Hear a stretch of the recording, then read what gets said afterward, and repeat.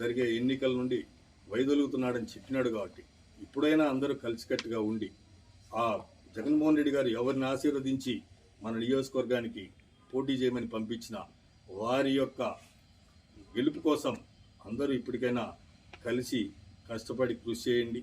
మీలో ఒకటిగా నేను కూడా ఒక కార్యకర్తగా మీతో పాటు నేను కూడా ఉంటా. ఇప్పటికైనా కూడా మీరు ఇది చేయకపోతే ఆయన బొమ్మతో మనం గెలిచి ఆయన బొమ్మ ద్వారా మనం అధికారాన్ని అనుభవిస్తూ ప్రజల సమస్యలు తీరుస్తూ ముందుకు పోతున్న దానికి కూడా విలువ ఉండదు. అది మన మనస్సాక్షి కూడా మనం సమాధానం చెప్పుకోవాలా.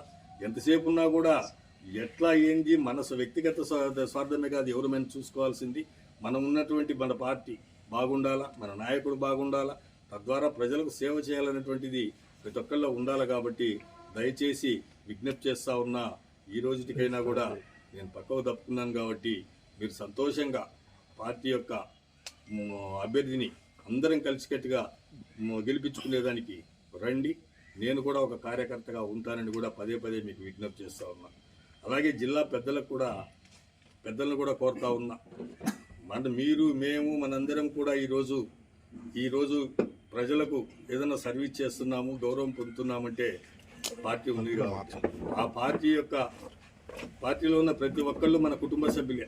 ప్రతి ఒక్కళ్ళు మన కుటుంబ సభ్యులు అయినప్పటికీ కూడా మీరెందుకు గాను నన్ను ఇంత చిన్న చూపు చూసి కనీసము నా ఆవేదన కూడా మీరు పట్టించుకోలేకపోయినారో నాకు మాత్రం కొద్దిగా బాధాకరంగానే ఉంది.